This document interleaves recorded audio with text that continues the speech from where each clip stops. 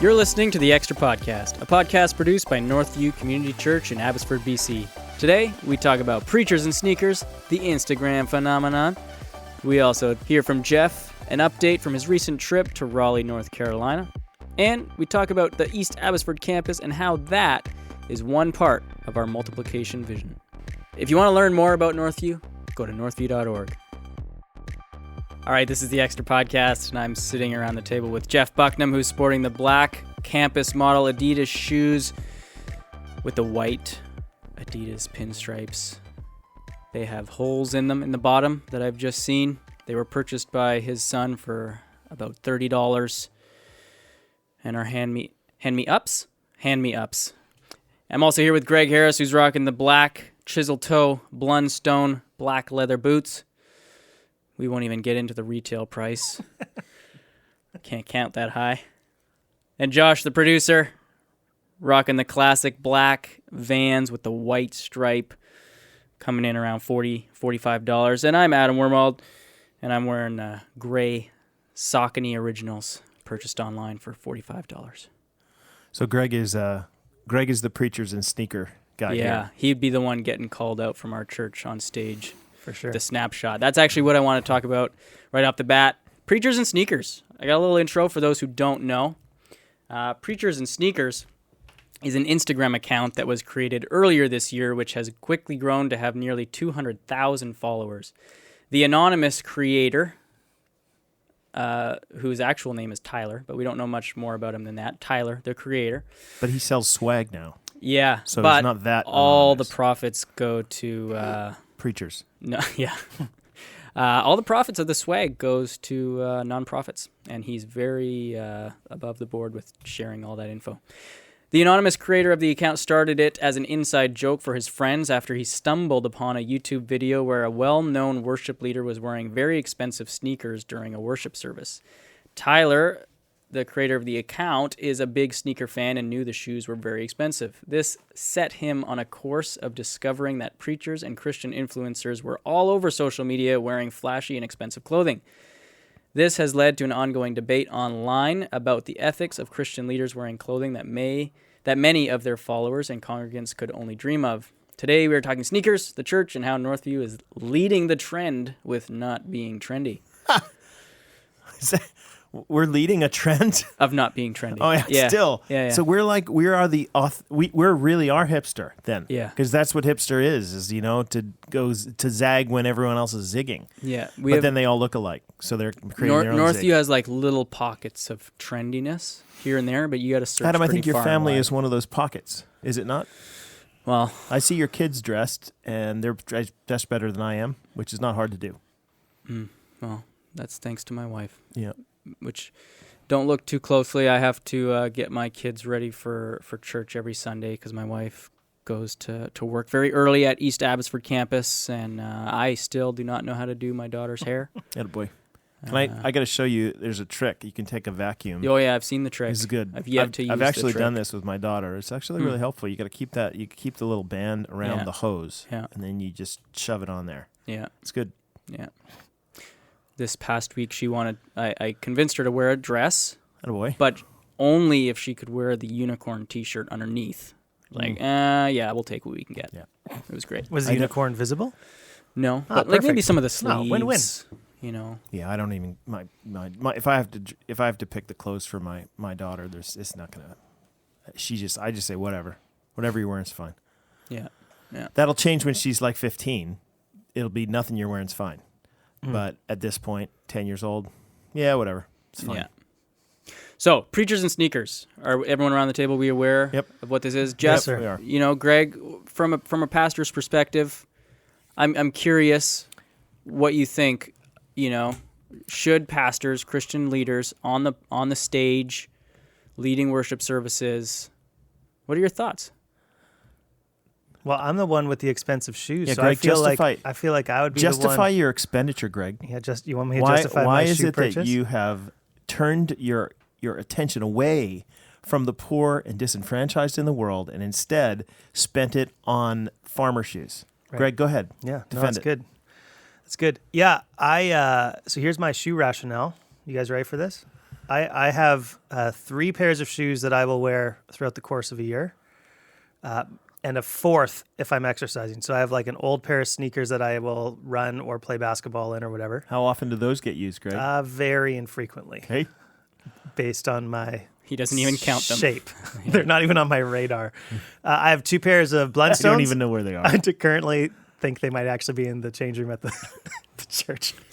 I have like a brown and a black pair of Blundstones that I will wear basically every day of the week. One of those. And then I have a pair of rubber Birkenstock sandals that I will wear in summer, just about every day of the week. So I will wear one of those 3 pairs of shoes. I have worn one of those 3 pairs of shoes basically every day for the last almost 2 years. And so you're one of the people, and this isn't a knock on you, that spends decent money, Birkenstocks and Blundstones, to get good quality because you know you're going to wear them every day of the week and you're going to hold on to those babies right for a long time. Yeah, and I went with the method of having more pairs of shoes that were not worth very much money and would not wear any of them very frequently. And I thought, this is not actually a very good use of money because I don't wear any of these hardly ever. And I'd rather just have shoes that I always know are going to like fit well. I won't think about them. I don't have to make any decisions really in the morning except for brown, black, or it's sunny out, so I'm wearing a pair of sandals. Mm-hmm. So that's my justification of the money that I've spent on my shoes. I don't know if you need to justify it. No, but I also think here's the thing that I've noticed with the preacher and sneakers thing is that what's their starting point? Because I always have felt that number to be arbitrary. Well, this is the thing. Depending on the post, they'll be like, "Oh, this one was 300, but this one was 4,000." I'm going to give you a preview to this sermon this weekend. In Romans 14, what you end up doing is you end up having Paul interact with the question of disputable matters, and he defines some of those disputable matters as, one person values one day over another, meaning that one person maybe you're from a Jewish background and you celebrate the Feast of Tabernacles and the other person does not. You're a Gentile or whatever. Mm-hmm. One person eats a certain kind of food, and for them that was, some people still didn't eat pork because they grew up under the law, even though that was allowed, but they just felt weird about it because they came from a Jewish background. Whereas the Gentiles bacon is the thing. Right. So for them, they were like, what do you do when you're living in the same church and you have these different people who have different likes over things that might be disputable? Like we don't argue about whether we should eat pork or not. We do argue about whether we should eat sugar or aspartame or whatever, or steak or chicken, or where you go to a meal, or whether or not you buy a certain kind of shoes, or what kind of car you should drive. And there seems to be a growing number of Christians who want to define that for everybody. And what Paul is doing in this passage is basically saying don't do that. Don't do that. That this is it's a disputable matter, and there should be a level of grace given to people. It's if you have a conscience that prohibits you from owning a BMW, then don't buy a BMW. But to then judge every other person who has a BMW as a sinner who is somehow, wronging God, is to go too far, because you don't know that. They stand before God. They're going to have to give an account before God, and you're not him. And so ultimately you don't even need to come to church this weekend. There it is. Amazing. That was like the Cliff's Notes, or sorry, you guys call them Cole's Notes versions. Okay, but is there a difference between Christians who sit in church services on Sundays and show up with an expensive car, and we've heard you talk about that, and that is that a different conversation than the preacher on stage wearing Gucci, Fendi, Louis Vuitton, and $2,000 Michael Jordan shoes? I just think you want to be careful going down the path of saying that there's any particular shoes or not shoes that are not good, because you honestly don't know where they got them. That's one of the things about the preachers and sneakers thing. Mm-hmm. I don't know where they got them. Sometimes these guys actually get free swag because they represent, like Gucci or whatever will give them free belt. Yeah. Because they're like, if they're you wear influencers. this, you're an influencer. And so for them, there's a whole discussion around whether or not they should be selling their likeness for that kind of thing. I personally don't love the idea of mixing that kind of business with the church, and I think that there's some challenges that I would have with that principle. But is there anything fundamentally flawed about wanting a nice pair of Blundstones like Greg wants and every single person who lives in this area wants or has? Again, it's a bit of a different Is conversation. Yeah. Okay, what if Blundstones cost $500? Again, if Greg, I mean, How about $550? does Greg have a closet full of them, and he color coordinates them, and it's a status symbol of the Blundstones versus these are actually the best boots available on the market that I'm going to wear every day No, he's and don't have to think about it. He's wearing them because everybody else wears them. You and I both know this, right? Greg, come on, Greg. Yeah? I am Yeah? I'm a cultural You are- architect No, you're not. You and are a trendsetter. you're a cultural lemming. He had the Blundstones 5 years before anyone had. I the did not. Blundstones. Rubbish. I He did did not. not. I had them All right. 3.5 years after everyone had them. But some of the criticism, the people commenting on preachers and sneakers is, I mean, the ongoing debate, it goes back and forth. But, the question of, are these preachers using money that basically comes from tithing from their parishioners Yep. to buy? Well, it's not from tithing from their parishioners. It is, but they're being paid by the church's salary that is, whatever worth. But that's my point, though, is that whatever their salary is, you can debate about how much a pastor should get paid or not get paid, but ultimately that's the choice the church and their leadership make.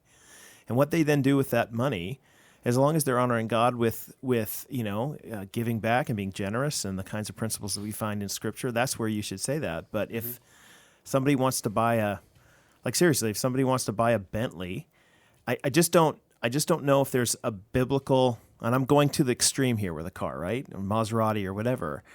You might own a Maserati and be giving away a ton of money. What I'm thinking though is, I understand the pushback is, yeah, but you could own a Toyota, and that's true. You could own a Toyota, but here's the problem: you don't want me to investigate your life with the same premises. You don't want me to invade your life. Now, it might not be money for you, but what do you drink? What, Coca-Cola or Diet Coke, or do you have a penchant for cigars, or do you have you're spending your money on that wasteful thing? Do you like going on holidays? You spend your money wasting it on holidays. Do you see what I mean? In the end, it just becomes kind of untenable. So how does the command or the instruction in Scripture about the elder being above reproach? I'm throwing that into the mix Those in the are all conversation. moral categories. So how do we? The passage First Timothy 3 Yep. is where that appears, and then the definition of what it means to be above reproach seems to be what follows. Okay. Right? So they're teachable. They're not haughty, or I can't remember all the particular ones. Right? They're not given to money is one of them. Yeah, that's the feedback I've heard about the preachers and sneakers. The preachers featured on there is that, does this call into question being above reproach if you're constantly sporting $4,000 sneakers on a regular basis on Sunday mornings? Again, I think I don't know where they came from. If like you, Greg, that might be the only shoes. I don't know. Right. I don't know. I mean, there's way too much. My point, though, is that there's a penchant among the Christian church to make those judgments. And in the Scriptures, Paul's response is they stand and fall before God. And this is we have a hard time just leaving that to God. I do not like a lot of I'm shocked at how much money pastors spend on some stuff. I am. And for me, I'm quietly oh my goodness. But like I said, there is a kind of grace that needs to be, not grace, but a leaving it to the Lord type thing. It's not my job to judge them for that kind of thing. So it's a disputable matter. And there's a dispute over it because I might think differently than they might think over it. Yes, as an individual, and it not being necessarily, like Greg is saying, sort of a biblical mandated thing, I'm wondering about the larger cultural implications of living a life online as an influencer and what that says to their followers. Well, and also there are other pieces to this that you'd want to ask them. So I wouldn't say that it's necessarily wrong to own those things, but the other side of it that I'm not loudly representing yet that I do agree with is, okay, so there is a follow me as I follow Christ approach that pastors take. And so are you living a life and a lifestyle that you could commend to other people to say, this is a godly way to live? And by the way, that doesn't mean that you might not have some nice things. Some people have really expensive bikes, like pedal bikes. They might love cycling and give a lot of money away. And so by doing that, they're saying to the people who are under their care, they're saying, look, there is a beauty in the physical world that God has created us for this to be and inhabit this world. And we like nice things. I enjoy sitting in a leather chair or whatever it is. And there's nothing wrong with having that because you're a creature made in God's image, inhabiting a physical body that likes physical beauty and things like that. There's nothing wrong with that. But there's also this other tension that you're living with in that you want to model a kind of sacrificial giving and generosity that sometimes too much of that expensive stuff doesn't show. Does that make sense? And I would even say, like, if it's true that the people featured on these Instagram posts receive their clothing through these like sponsorship deals, that actually, I'd want to talk about that if I was friends with those pastors. To be like, what? Like, this does not feel like John the Baptist, less of me, so that there could be more of you. Well, this feels how many preachers these days would you define as less of me and more of Christ? The idea is like if there's more of me, then there's more of Jesus. There's a struggle. Right? And so how do we, anyways, like that conversation would be interesting to me of having do we think that kind of an approach to ministry would be an above reproach one of utilizing our potential for being seen as influencers and then monetizing that. That to me seems like a more slippery slope than necessarily the price tag associated with a particular item. The marrying of the church to financial interests is a deep hole that I don't think you want to climb into. I think once you have to throw a TM behind your name, there should probably be some discipleship questions. Do you trademark your name? That'd be so good. That'd be great. I'm going to trademark my name. I'm sure people have. This is a great segue for me to give a shout out to the sponsor of this episode, Ricky's Diner down the road. This podcast brought to you by Ricky's. Which is not true, by the way. No, all-day grill. It's an all-day grill. Yeah, and one of the other thoughts I've had... Are they 24 hours? No. I don't know, but you can get anything. You can have stuff on the grill 20. I imagine from when they're open to when they close. And I have actually asked for something off the grill when I was in there for breakfast one time, and they said, "Oh, I'm sorry, we're not serving that yet." And I was like, "But it's an all day grill." And the lady did not find it funny. Do you guys know enough about restaurants to know why they won't give you foods that are part of the different? Like the lunch menu at breakfast or the breakfast menu at it's a marketing thing. Is it? Yeah, it's got to be. Or maybe in the back they don't have the ingredients, although they do because they're going to have it the next morning. And they don't get fresh delivery overnight. It's not like they stock, we don't have any eggs left, so we're going to put them. Yeah. Okay. If you have an answer to that, please send us an email. We're dying to know. That diverged. The last thing I wanted to say, and you guys can chime in on this too, is that, one of the things I've heard in conversation about this is that, perhaps some of those people, like one of the pastors from LA that has been featured on this account a few times, he's ministering to celebrities. He's ministering in the culture of LA, fashion, center of North America. So be all things to all men. Yeah, well, that's my question. You got to contextualize. That's my the question. Gospel. Would Justin Bieber feel more comfortable talking to someone that looks and dresses like him than someone who looks and dresses like Greg? Yeah, I think that there's a challenge that. Yeah, no, I think that you have to. There are certain segments of the population that you have to actually be trendy in order to connect with them. Like I'll tell you, if you're in New York City and you don't, if you don't look the part. Like seriously, if you look like I do and dress like I do, they're just not going to take you seriously, even though the content of what you say might be quite helpful. But, there are people who you have to contextualize yourself to all those places. So I imagine if you're going to, I want to plant a church in Beverly Hills, I imagine there's a kind of contextualization that needs to happen, a bare minimum that you have to kind of pass in terms of trendiness, I would think, in order to get a hearing from some people. I will regularly show up Greg is... to church on Sunday and see people in the congregation wearing the exact same Old Navy shirt I am wearing or wore the day before, and I'm thinking, okay, I'm glad I didn't wear that one today. I don't know how that relates, other than people in East Abbotsford shop at Old Navy. Well, But let's.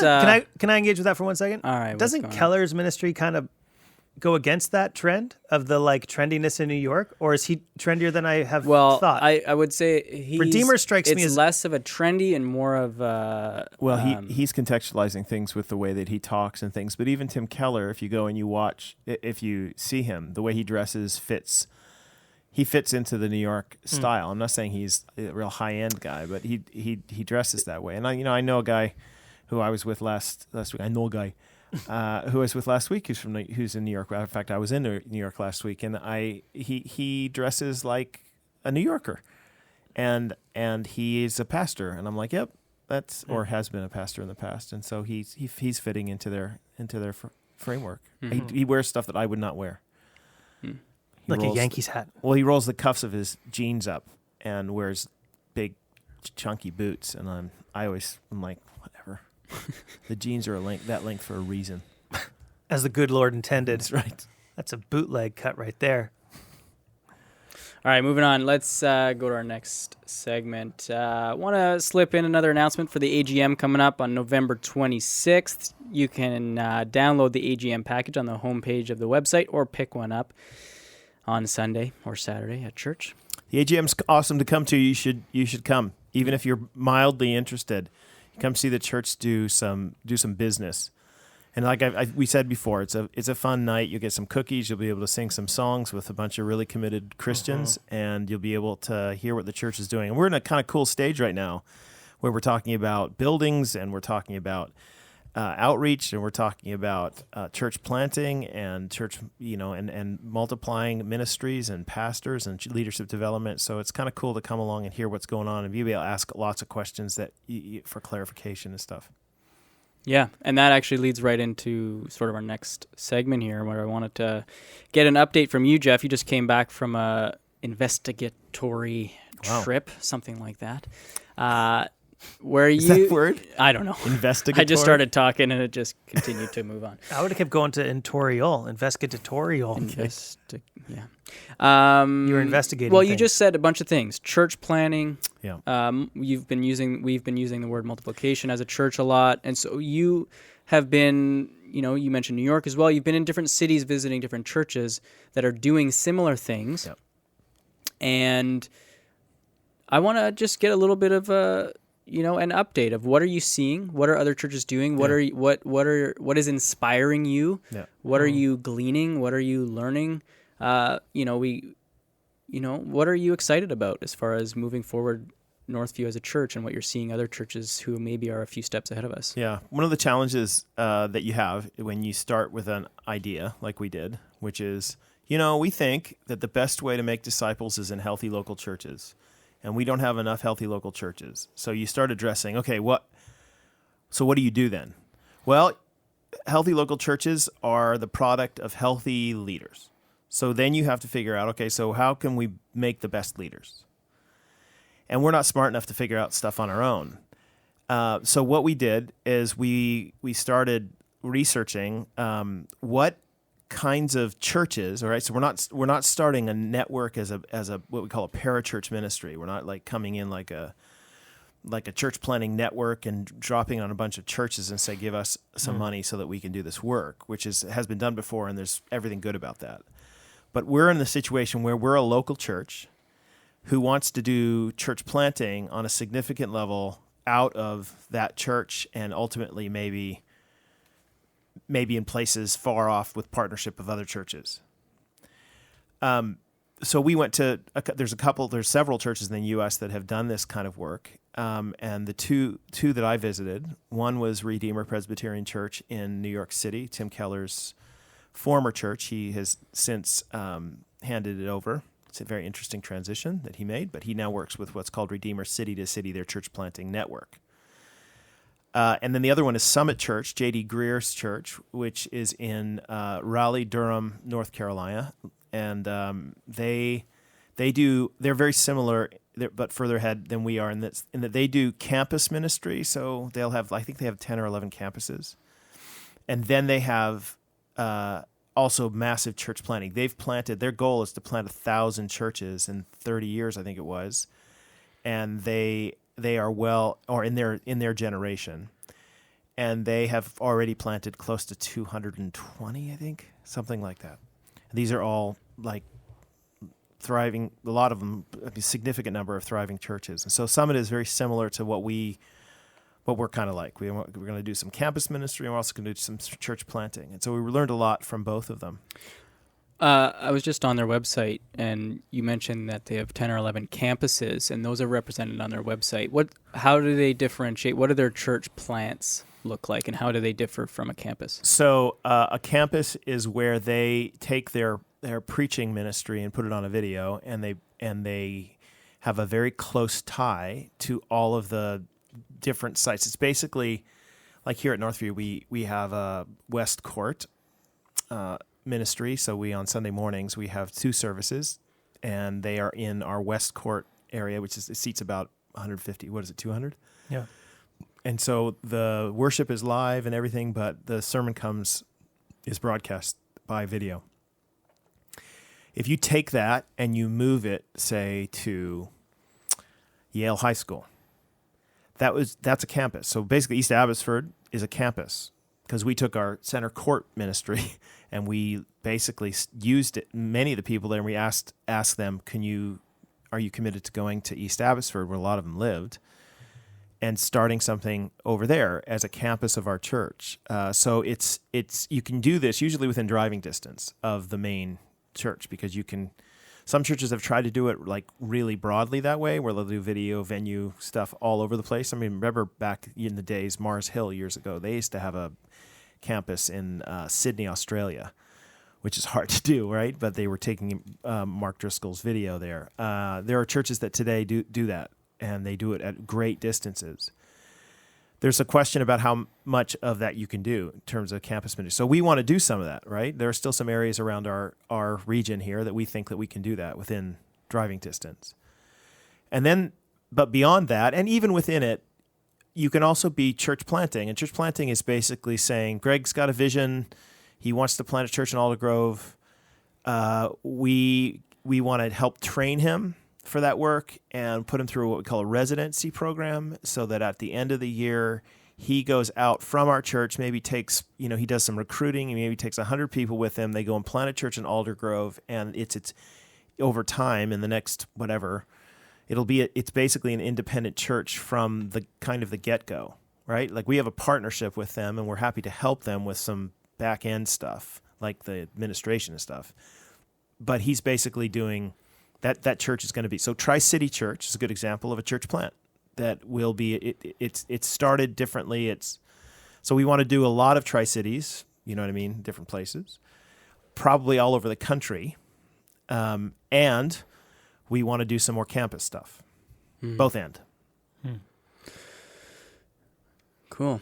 Greg, why don't you tell us a little bit about how that's going for you? What are you seeing at East Abbey? Give us a little update on how that transition has been going. It's been just over a year now. Yeah, it's been going really well. I mean, I think there's been a core team of people who came from Downs Road who have, some of them were significantly involved at Downs Road, and some of them had attended for a long time, but hadn't really engaged a lot in the ministries. And so we had a lot of people who live in the area who have decided to commit themselves to really take on this vision of seeing, look, if we can have another little gospel outpost closer to where we live, the opportunity to engage our neighborhoods, the opportunity to engage people who are around that area is a lot higher.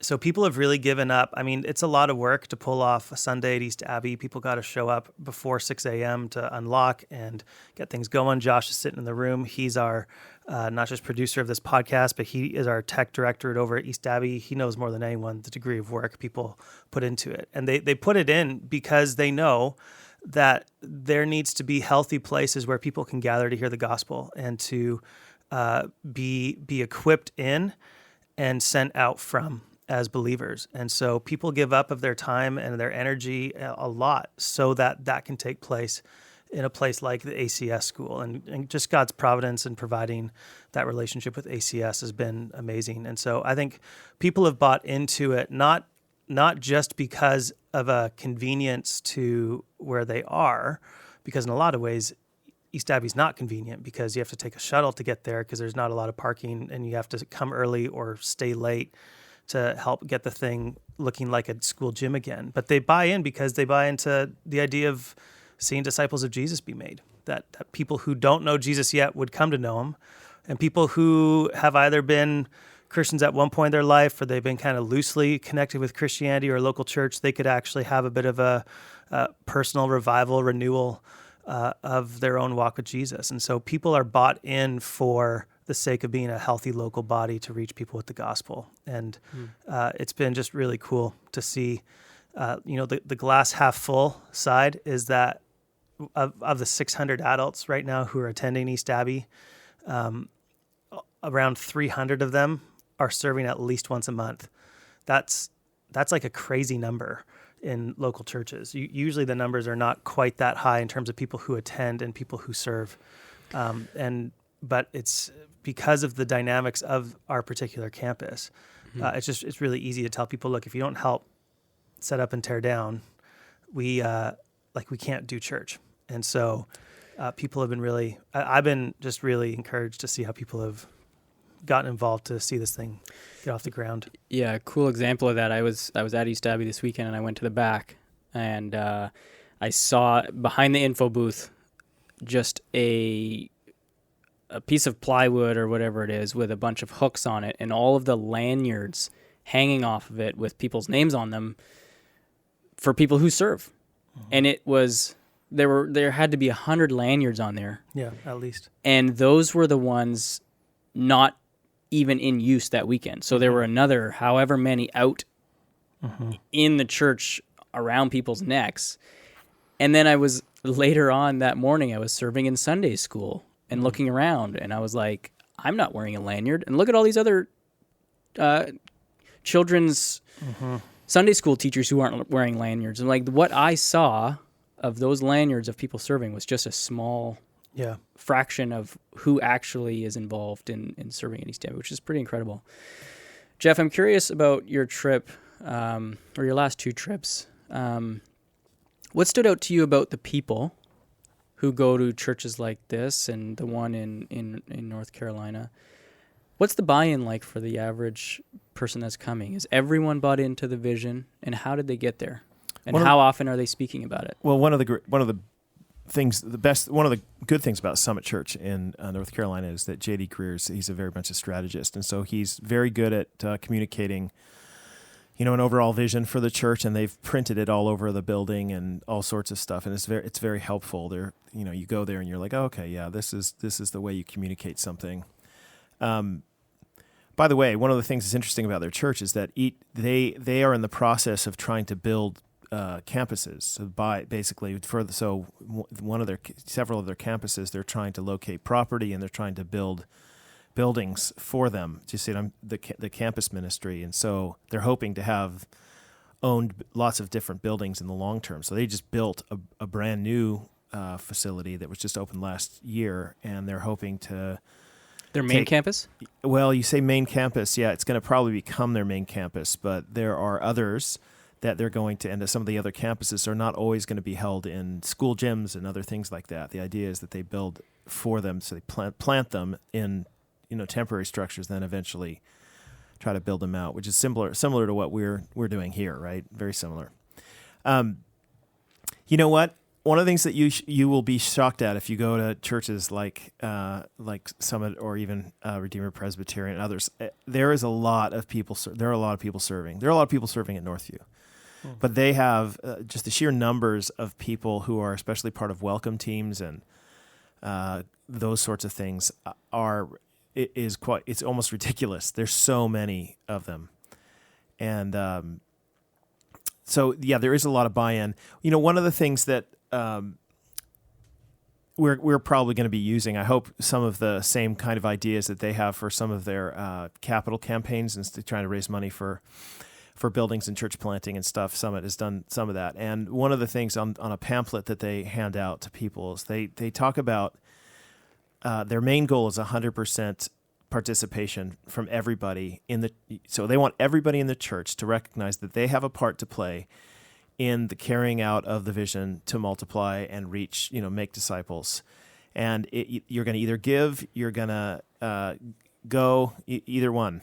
You're going to get. So if you give to it, you might serve toward that end, but you might go yourself and be a church planter, or you might go yourself and relocate. So that's one of the things I love about the people at East Abbey is that they were goers, and right, and now they're become givers still at the same time. But they've chosen to, all right, I'm willing to uproot my tradition and my past and leave the comforts in some cases of the main campus at Northview or the Downs Road campus and go to East Abbey, where it's not going to be quite as, they're going to have to put chairs up, and it's going to be in a school gym, and it's a little bit different, but they've found the real joy in that. And so everybody's got a part to play. We're going to be asking everybody in the church basically for money in the next few years. I think every single person in the church has a part to play in that. If you might have very little, but I think you can give, $5, $2 a month. It's fine.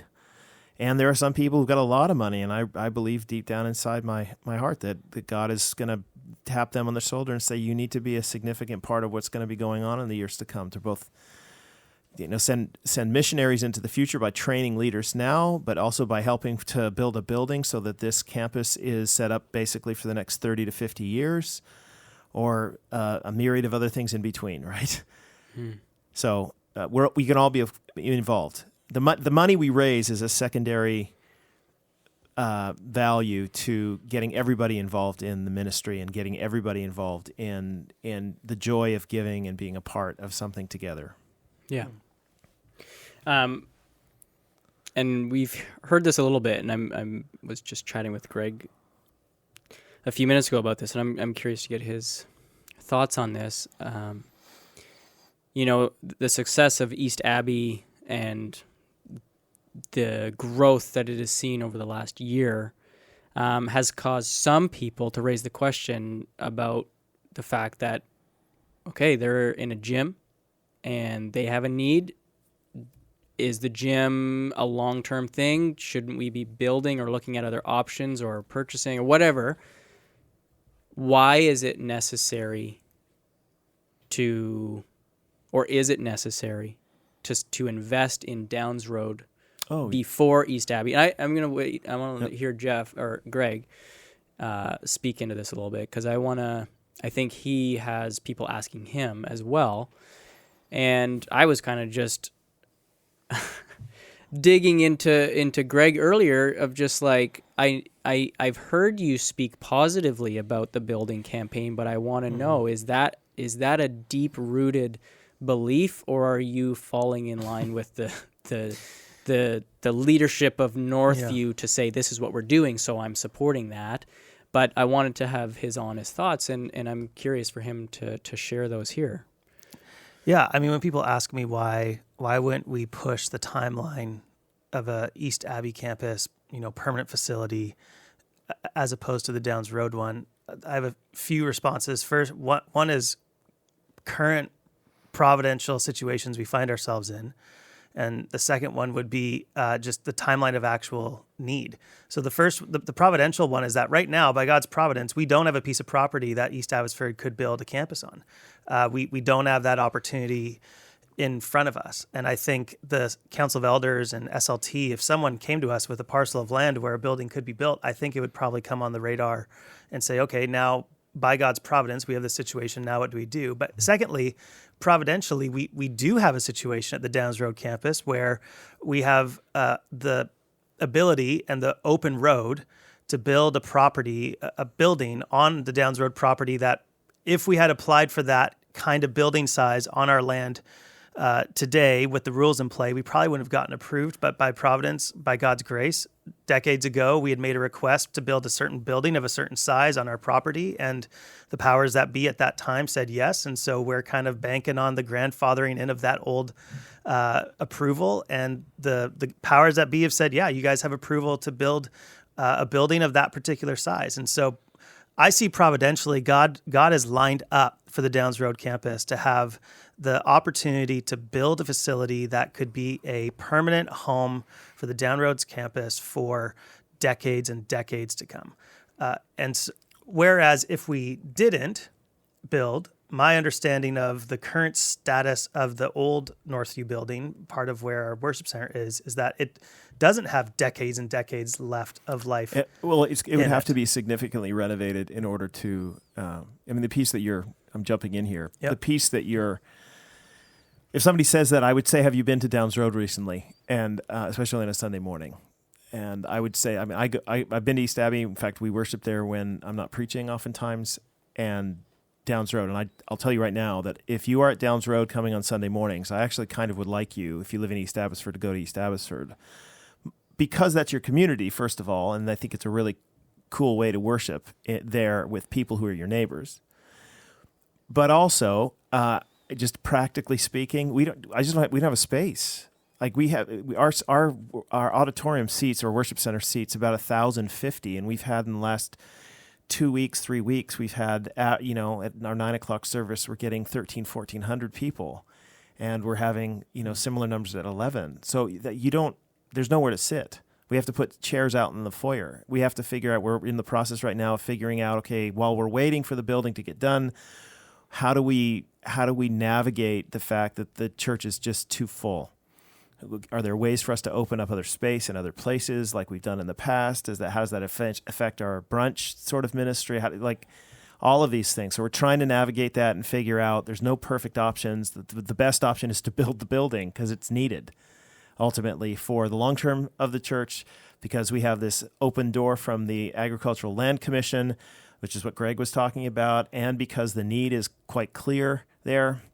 And also the cost. I mean, people say that, but the cost of buying property, nobody sells property anymore under some sort of like ecclesiastical category where you can buy it cheaper. In years gone by, that was the case. You could buy farmland and put a country church on it. That's what we're in at Northview, Downs Road.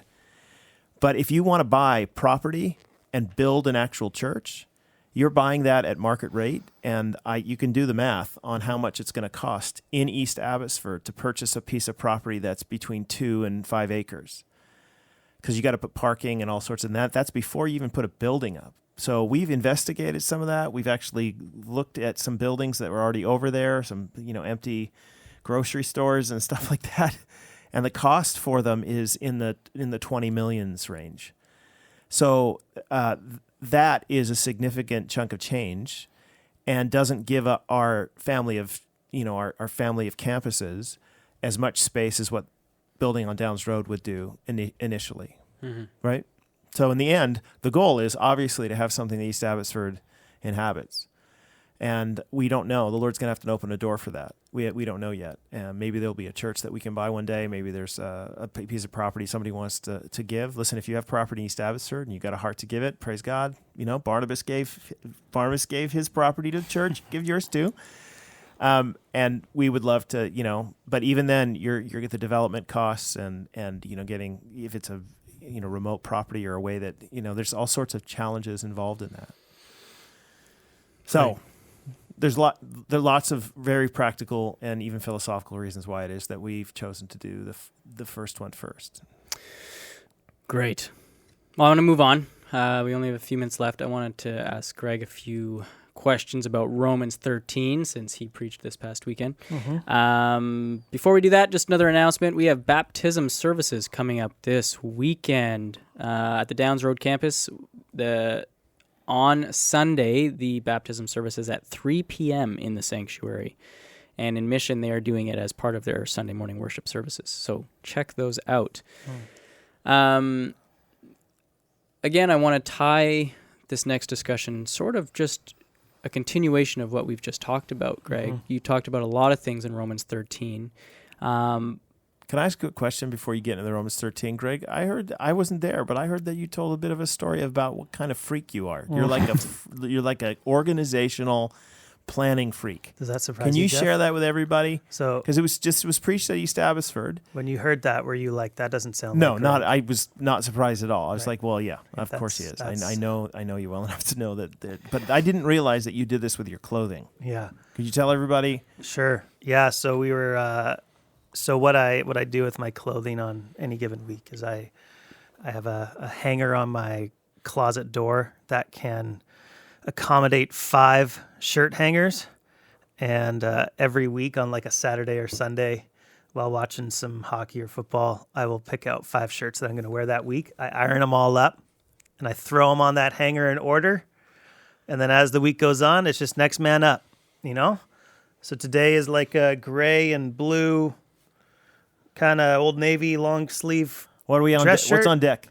I don't know. What do you mean you don't know? You put this one on today. I want to know what's on that next hook. I think it's going to be something folly, like a brown and red. Does the mood ever strike you while you're looking at the shirts on the hangers that you planned on Saturday? Does Yeah. the mood ever strike you to go in a different direction? I will at times get a little crazy and change up the order of the days and be like, you know what? What? This doesn't look, I don't want to wear that one tomorrow. I'm going to wear this one Yesterday instead. I wore blue, and I can't back that up with another blue. No, I can't go back to I back got to go blue. red. For sure. So yeah, I do it. I do that. That's part of my routine, and I love it. And the reaction I got What from was people the at East reason you Abbotsford, told this story? By the way, there's got to be a point. the connection was I was talking about how the language that Paul uses of putting on armor and putting on and clothing ourselves with Christ, the idea of this mental state of preparation, that we're preparing ourselves for something. So it was a bit of just like a throwaway, like, okay, so No, this is what one it way looks I like to prepare prepare. myself. And then I said, but it's not just about Old Navy clothes. It's actually about, Paul says, put on armor. So why do we wear armor? And then I went forward with that image of, Got it. so it was a bit of a freebie to an on-ramp back on for those who And this I will may have forever. lost earlier. Will forever go down as Greg's weekly planning sermon, That's right. like his clothes planning sermon. And some people came up to me afterwards and were like, just the thought of having to do that gives me such anxiety.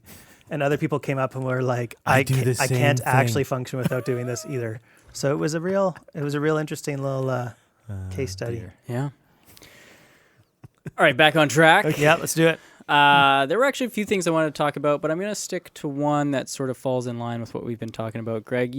This is sort of the implication of people who are coming to a Northview church and talking about what kind of churches are we planning and what is my role. And I'm saying this as someone who, for the last 10 years, has just been a part of the church, a member, not as a staff member. What's my role?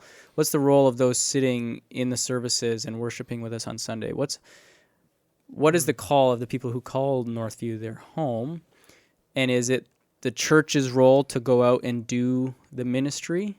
And I think you talking about the armor and putting it on and using some of this battle and military sort of language really was a good picture.